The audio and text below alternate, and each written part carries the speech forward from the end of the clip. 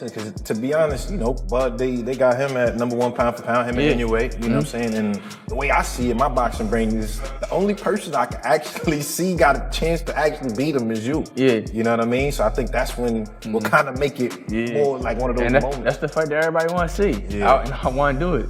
Do you respect him as like when he's like, yo, I'm on my last, you know, I got a couple fights left, I'm at the end, I'm only trying to get mega fights, so, you know, I don't know. Do you respect that, or do you be like, nah, I understand it, but don't lie or cap to the net and make it seem like I had the opportunity to fight you and I didn't. I never did. You know what I'm saying? And then that one time that I did, we said, they called, and we said, we never heard nothing else back about it. Yeah.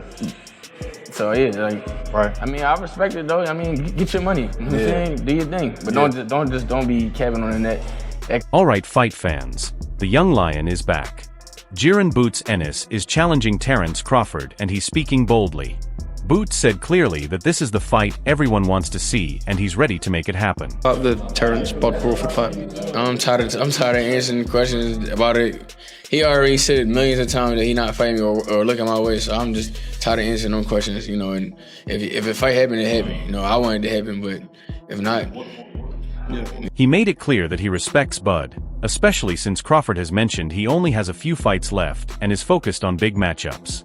But Boots rejects the idea that he ever avoided him. He says that when his team actually got a call, they agreed right away, and then there was complete silence. He said world-class fighter. I guess he's trying to say if you're a world-class fighter. sign a contract. Exactly, sign a contract. If he wanted to fight, he would have stayed at 47. He obviously said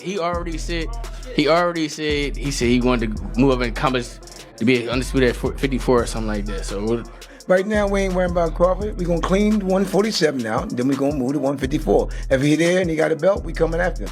Simple. So Boots is basically saying he respects Crawford, let him earn his money and do his thing, but don't go online acting like I had a chance and passed on it. That attitude shows Boots isn't just chasing fame. He wants the fight, the spotlight, and most importantly, his chance at the pound-for-pound king before Crawford's legendary career comes to an end. A lot of people like boost this, boost that, boost this. You know, fighting Boots is a lose-lose situation. You know, I win, they're gonna say, oh, well, he was young, he wasn't ready. You know, he was talented, he was skillful, but you got the experience over him. You got, you know, so much more than this kid that never been tested before. Me fighting Boot will be like, okay, well, you beat Boots. It's not a mega fight. Here's the surprising part. Boot sounds ready and eager for Crawford, but then you look at Bud, who's basically sitting back saying, too late, the chance is gone. And honestly, it makes sense. Crawford's like the final boss who's already beaten the game, and now everyone wants a shot because he's the big opportunity. Virgil had a chance, Boots had a chance, and neither of them took it. That see now, they say, oh, he's the ticket. Win, lose, or draw, he's the ticket. I'll fight Terence Crawford. Come on, man. Boots had a chance to fight me. Virgil Ortiz had an opportunity to fight me. You know, but now everybody, oh, I'll fight Terence, or I'm this, I'm that. I'm like, okay. Now Crawford is like that teacher who gave extra credit all semester, and no one bothered to take it. Suddenly, everyone shows up the night before finals. Too late. The chance is gone. Bud is already moving forward with his story. And that's what makes him dangerous. He doesn't need anyone, they need him. That's not chasing fights, that's being the fight.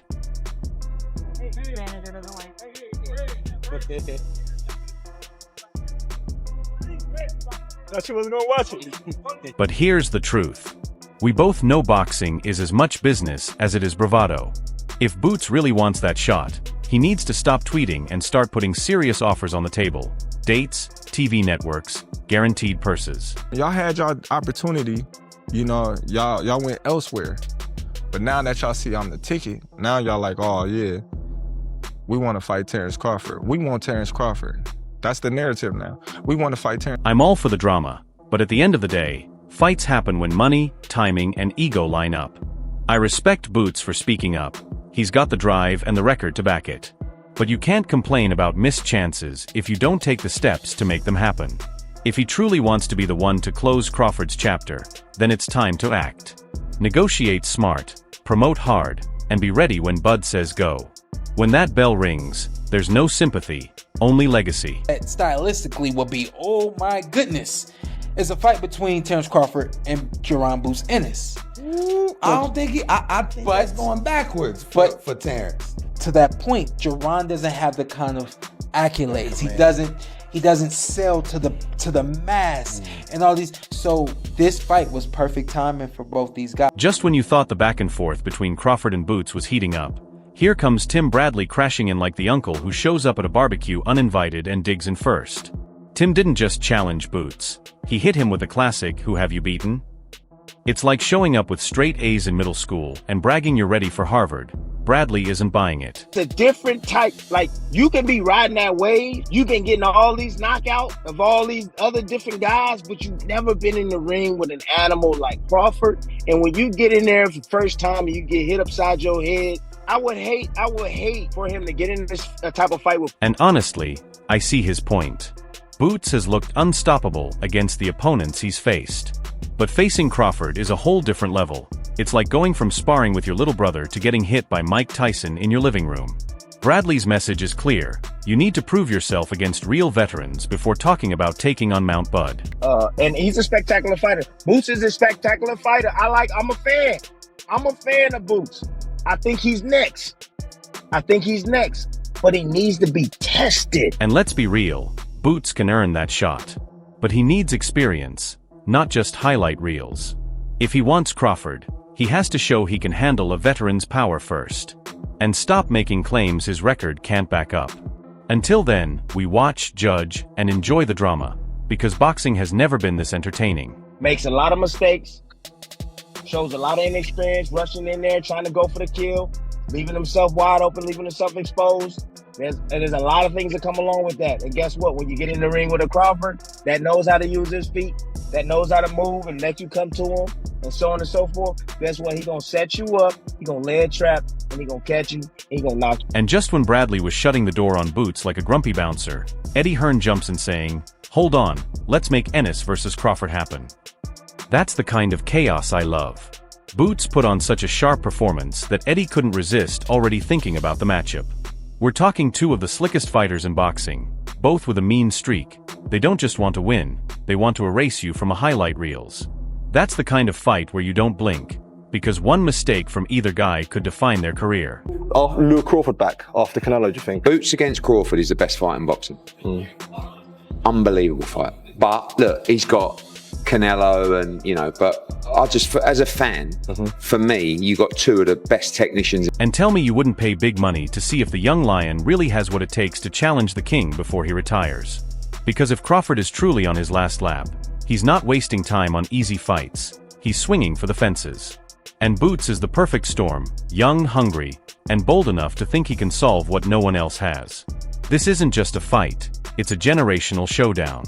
And if it ever gets signed, you know the boxing world will stop spinning until that final bell rings. He's got incredible skills, he's got tremendous IQ, he's got great footwork, but he's also spiteful.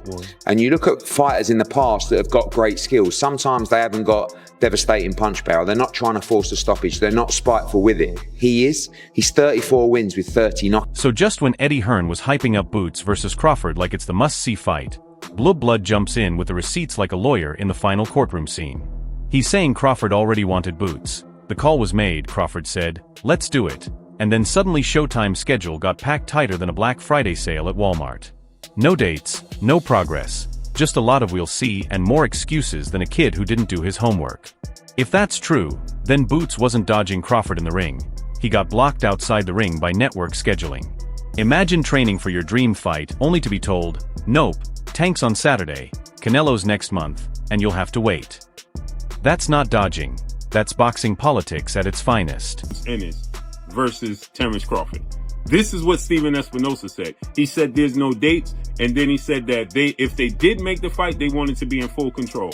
And then you saw the interview he did, where Steven Espinosa said the reality is he did not want to step on the toes of Errol Spence and Al Heyman and make a fight with Jaron Ennis and Terence. And here's the brutal truth. Crawford isn't running from anyone. He's the one ready for the fight while everyone else is fumbling. That flips the story completely. You can't say Bud avoided Boots when he literally told them to line him up, and the network said, sorry champ. Tank and Canelo already have the dates. Maybe try next year. That's wild to think about. So now we have to ask, did this super fight slip through the cracks because boxing politics once again called the shots instead of the fighters? Because if it had happened when it should have, we'd already be talking about who got dropped, who won, and how insane the rematch would be. Instead, we're stuck debating schedules, paperwork, and missed chances. Jaron Ennis didn't force his team to make this fight and say, listen, Steven, I'm signed to you and Showtime. I'm not signed to the PBC and Al Heyman. You need to do what's best for my career and make this fight happen. And he didn't do that. And the rest is history. Terence Crawford. So at the end of the day, here's the real question. Is this fight about skill, or is it just about timing and politics? Boots wants Crawford. Crawford said yes. And then the networks shuffled the calendar.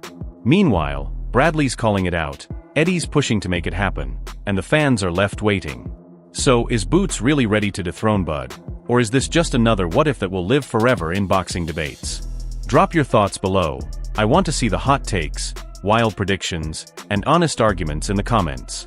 And don't forget to like, share, and subscribe to Boxing Headquarters. We keep it real, keep it savage, and we'll be back breaking down the next drama in this crazy sport. See you next time, fight fans.